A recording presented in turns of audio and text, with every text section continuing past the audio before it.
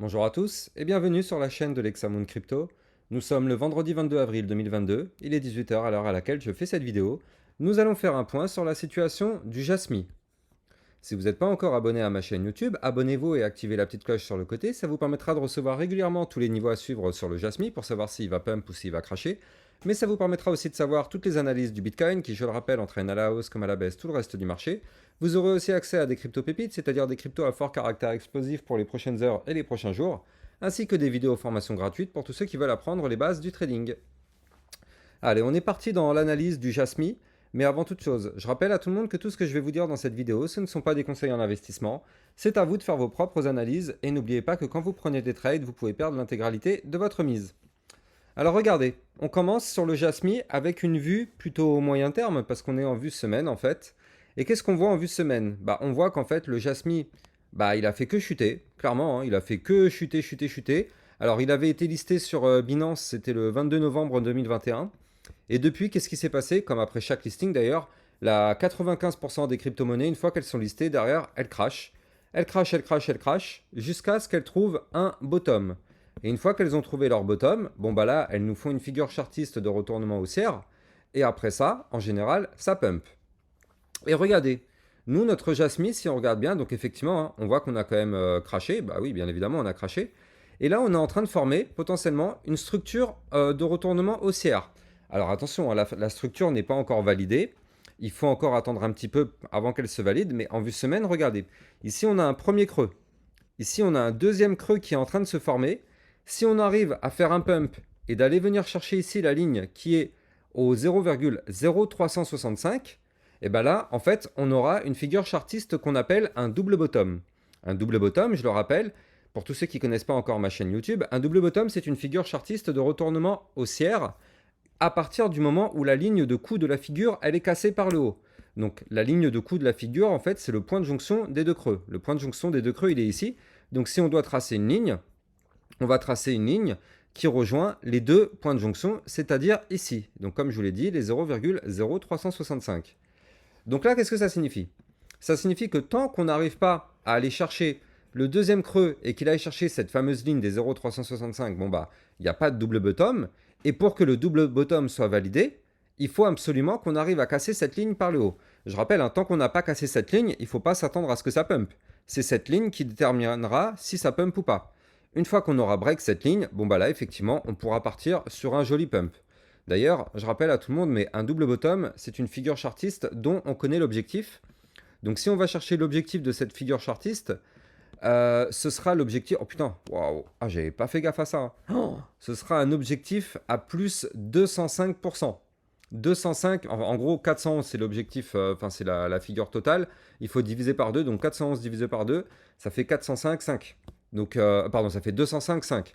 Donc ça fait quand même un énorme pourcentage à choper sur le Jasmy.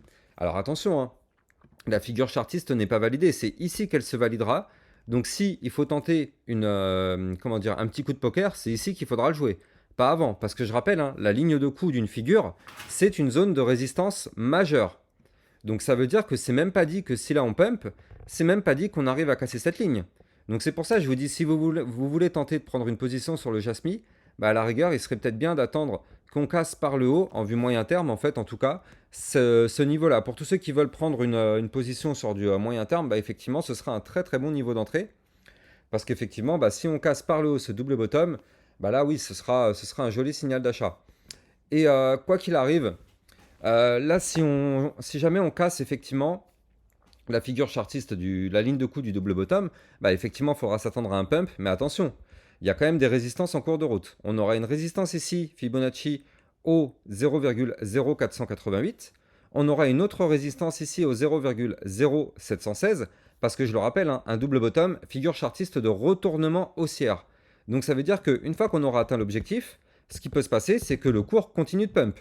On a vu plein de crypto-monnaies qui continuent de pump parce que le double bottom, c'est ce qui normalement entraîne.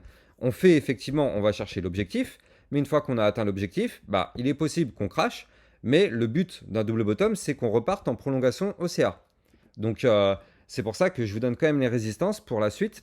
Si jamais vous voudrez récupérer vos profits, chaque niveau que je vous donne, ce sera des niveaux intéressants pour récupérer vos profits. Donc, il y aura une résistance ici au 0,719, une autre résistance ici au 0,0903, une autre résistance ici au 0,1092, une autre ici au 0,1352 et encore une ici, la TH, au 0,1688. Donc ça, c'est pour la vue moyen terme, pour tous ceux qui veulent rester en hold sur le Jasmy et trouver des positions pour prendre vos profits. Bah voilà, c'était ça qui était intéressant. Et maintenant, on va se mettre en échelle de temps un peu plus court terme pour tous ceux qui veulent shorter de la volatilité à une échelle de temps plus réduite. Donc là, regardez, on est en échelle de temps jour actuellement. Et donc là, qu'est-ce qui s'était passé? Regardez ça. On avait fait ici ce qu'on appelle un range. Là, toute cette zone-là, c'était une zone de range. On n'était ni haussier ni baissier pendant toute cette zone-là. On était juste dans une configuration latérale. Et qu'est-ce qui s'est passé? On avait pété ce range par le haut. D'ailleurs, vous le voyez, hein, ici, on avait fait quoi? Un double bottom. C'est pour ça que je vous dis double bottom, figure chartiste de retournement haussière. Parce que regardez, double bottom, à partir du moment où on l'avait validé, la validation, elle était ici. Hein.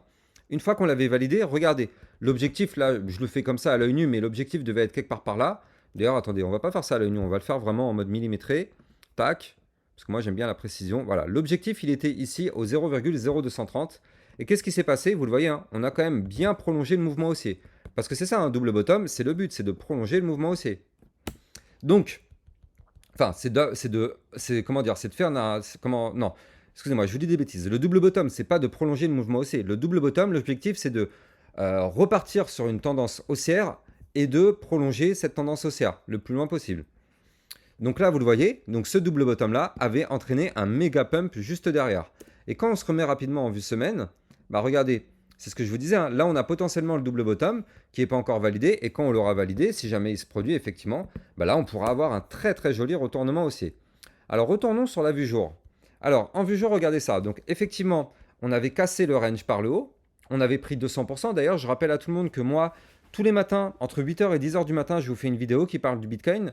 Dans cette vidéo-là, j'essaye de vous trouver toujours des crypto-pépites, des cryptos qui risquent d'exploser.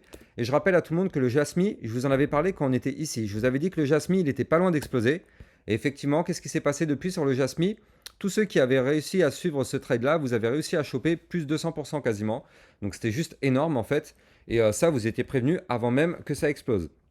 Donc regardez bien mes vidéos que je vous fais tous les matins entre 8h et 10h qui parlent du Bitcoin. Comme ça, vous êtes sûr de connaître toutes les cryptos qui risquent d'exploser dans les prochaines heures. Alors, effectivement, on avait cassé le range par le haut, donc on a eu le droit au pump. Et puis derrière, comme ce qui se passe à chaque fois à 95% du temps, quand il y a un pump, il y a toujours un crash derrière. Et effectivement, regardez, on l'a eu un autre crash. On est venu crasher, mais on n'a pas craché n'importe où. On est revenu backtester le haut de la ligne du haut du range, sur lequel on était avant. Regardez ça, le haut du range, il était ici. On prolonge le haut du range qui est là. Et là, on retourne juste pile poil dessus, regardez ça. Donc ça, en fait, on appelle ça un pullback. On revient tester le niveau qu'on a cassé, et soit on clôture en dessous, et dans ce cas-là, on crash, c'est terminé, il n'y a plus rien à prendre, soit on arrive à rebondir dessus, et effectivement, derrière, c'est un pullback validé pour pump. Et là, on est vraiment dans cette configuration-là, parce que là, vous le voyez, on a fait le pullback, on valide, on a pump. Bon là, effectivement, vu que le Bitcoin il crache un petit peu, il y a tout le marché qui suit, mais c'est pas grave. Et donc là, qu'est-ce qui se passe? Bah effectivement, hein, si on arrive à casser maintenant les derniers plus hauts, c'est-à-dire les 0,0271 par exemple, ou les 0,0317, ça va continuer de pump. Mais là actuellement, en fait, on est pile poil en dessous une zone de résistance Fibonacci en vue jour au 0,0236. Tant qu'on n'arrive pas à péter ce niveau, on est bloqué. Si on arrive à péter ce niveau, on ira chercher les 0,0276. Et si on pète ce niveau, on ira chercher les 0,0314. Ça, c'est pour la vue jour. Là, on voit aussi que, regardez ça, actuellement, on est en train de se faire rejeter pile poil par le milieu des bandes de Bollinger. Les bandes de Bollinger, elles sont là, vous les voyez, je les fais clignoter. Et là, en fait, le milieu des bandes de Bollinger, il faut savoir que c'est une zone de résistance quand on est en dessous. Et là, vous le voyez, effectivement, hein, ici, on est en dessous du milieu des bandes de Bollinger. Donc, c'est une zone de résistance majeure. Pour l'instant, on n'arrive pas à la péter. Il faudrait qu'on arrive à péter les 0,0239 pour être tranquille. Maintenant, il y a aussi ça que je voulais vous montrer. Un autre indicateur qui est quand même très intéressant sur le Jasmy, c'est que là, en fait, on appelle ça le momentum MACD. Vous le voyez, tant qu'on était en momentum qui était vert, bah là, effectivement, c'était les acheteurs qui avaient le dessus. Là, maintenant, on avait fini au niveau des acheteurs. C'est les bears qui ont pris le dessus. Et là, vous le voyez, on a eu tout un momentum bear, enfin bear, je ne sais plus comment on dit, bear, pour c'est les vendeurs qui avaient complètement le contrôle sur le marché à ce moment-là. Et là, qu'est-ce qui s'est passé? Regardez, depuis, c'était quand? Le 21, c'était quand hier? Bah, c'était hier, le 21 avril. En fait, on est repassé, on a fait un cross bullish. et on vient de repasser en momentum bullish. C'est-à-dire que là, vous le voyez, ça y est, on commence à avoir un début de momentum pour l'acheteur. Donc là, c'est plutôt quelque chose de très très bon parce que là, ça veut dire qu'on est potentiellement à l'aube d'un mouvement haussier intéressant. Alors bien évidemment, il faut suivre ce que fait le Bitcoin parce que tant que le Bitcoin crash, bah, tout le reste du marché suit. Si le Bitcoin continue de crasher, vous allez voir que le Jasmy, inévitablement, le Jasmy va continuer de crasher pour revenir chercher ici ses niveaux de support. Donc là, ici, on en a un, les 0,0224, on en a un autre ici, 0,0185, puis ici, le haut du range au 0,0178. Voilà, donc moi, sachez que le Jasmy, je vais l'analyser de façon régulière, comme ça vous permettra d'avoir toujours tous les niveaux à suivre. Et bah voilà, alors je rappelle aussi à tout le monde que j'ai un Twitter sur lequel je vous diffuse toutes mes alertes en temps réel. Toutes les cryptos qui risquent d'exploser, c'est sur mon Twitter que vous allez les trouver. Je rappelle aussi que je fais des lives sur Twitch. Pendant ces lives, vous pouvez venir me poser des questions, vous allez apprendre toutes les bases du trading, vous allez pouvoir faire des profits. Regardez ici par exemple, on a fait des profits à chaque fois. Et ça vous permettra de me demander d'analyser vos crypto-monnaies. Je rappelle aussi que j'analyse très souvent le Jasmy pendant mes lives Twitch. Donc n'hésitez pas à venir me rejoindre. Et quant à moi, je vous souhaite à tous une bonne journée. Et je vous dis à très bientôt pour une prochaine analyse sur le Jasmy. Ciao, ciao!